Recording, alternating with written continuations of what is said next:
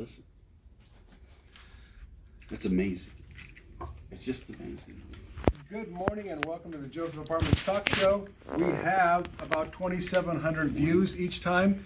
We post on 20, count them, 20 separate social media platforms. So if you want to find us in one of these 20, here is the list. I will post it down below. We have three of our fantastic regulars telling us what's going on in the world of apartment building management. Let's start with Mitch.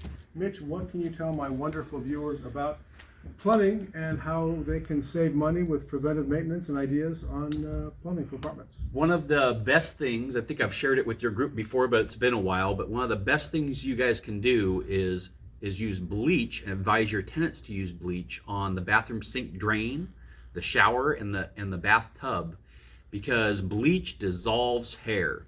And so if they use bleach, pour about a half cup in, wait about 20 minutes, another half cup, and then rinse it through. The bleach will dissolve the hair and it will reduce the amount of times you gotta call the plumber out. That's good for your tenants and it's good for the apartment managers. I actually learned that from a sweet old lady that was managing an apartment out in Downey on Old River School Road, and I asked her why she didn't have any backups in her units, and she said because she has her tenants pour bleach down the drains. Does that work on grease as well? It doesn't work on grease. If you need to get rid of grease, the best thing to do is get an enzyme-based drain cleaner. Usually they're sold in a green bottle. They have basically bacteria that eats up all the food and grease particles. Really? Yes. How interesting. So we have a plumber giving us advice on how to avoid a plumber. That's right. How do we get a hold of you, Mitch? Our office phone number is 562-242-3218, or you can email us at jobs@trusty.us. That's JOBS@TRUSTY.US. This office is on Whittier Boulevard and First, and his office is just a few steps down the street. That's So, right. Good to know. Next, we have Phil Atwan. Phil, what is going on in the world of 1031 exchanges? That's new, that's exciting, that we need to know about. Well, interesting question, Jim. This morning I got a call from a lady in the state of Maryland who's moving her properties around. Investors, though business has quieted down a little bit, they're still interested in moving equities around for their portfolio to suit their lifestyle. What are the three things that matter most to most investors? Number one is always income. They want the property to cash flow. They want it to produce income for them, but they also want a good rate of return. So what they do is they leverage the equity to have more front doors that will pay them rent. Releveraging is what people do, not just when the values are going up, but when the values are going down too.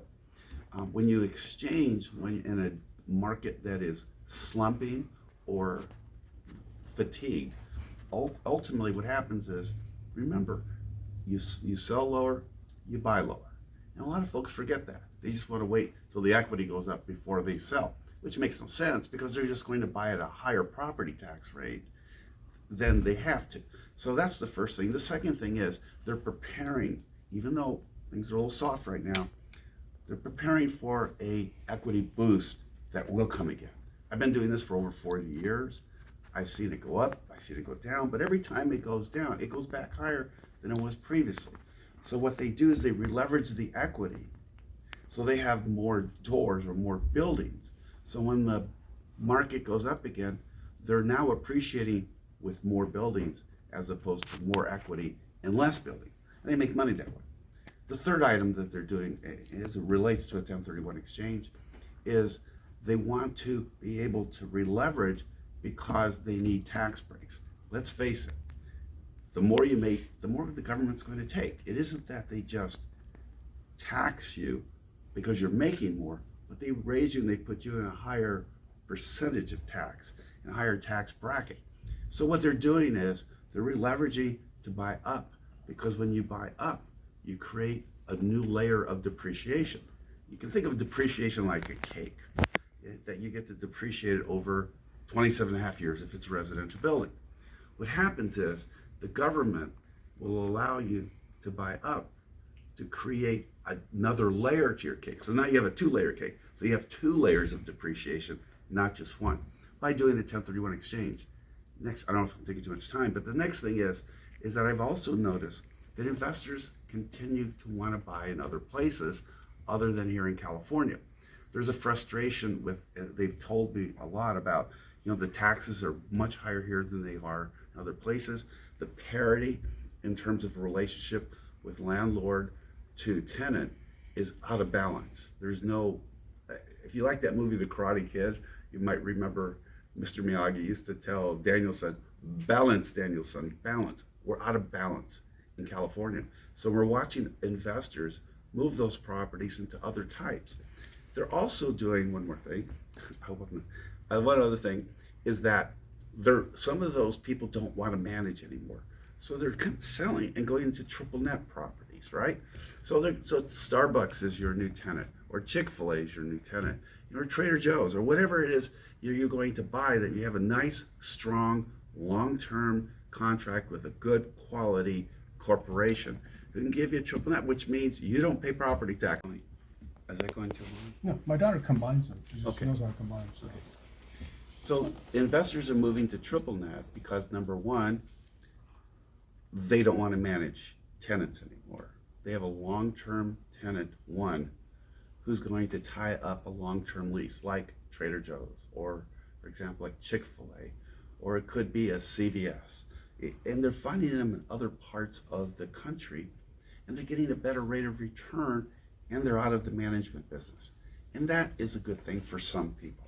So the 1031 exchange, even in times when equities are going up like crazy, or when they're softening, they're still there for an investor to take advantage of, to sell and buy and to go into property that would be better for them.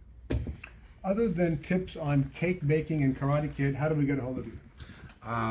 Just put like Rocky puts his out and opens the window and say, hey, yo. No, you can call me at area code 213-479-8800 or email me, Phil@Wan, that's my name, @gmail.com. Thank you, Phil. Appreciate it. My pleasure. Dean, what is going on in the world of credit correcting and mortgage? Well, it looks like the mortgage rates, I think, are under the 7% threshold, which is good. I did read a builder, notes on builders, that some new home buyers that put a deposit down about 6 months ago, they're 20 to 30,000, now do not qualify for the mortgage on the new home that's going to be built due to the increase in rates. So credit is ultimately super sensitive and super important because it affects every little eighth of an interest rate. I know this is holidays coming up. Next week is Thanksgiving. Happy Thanksgiving, everybody.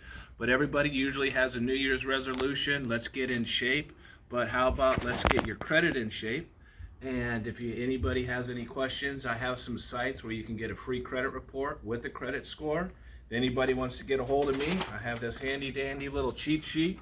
This is Dean@PacificWestCredit.com. Consultation is always free, and we are licensed with the Department of Justice. Thank you. Under 7 is good news, and gasoline at $5 is good news. Huh? Yes, It's, so things have come down. Perspective. Thank you, Dean. Yes, thank Phil. you. Thank you, Mitch. Appreciate it. See you next month. Thank you.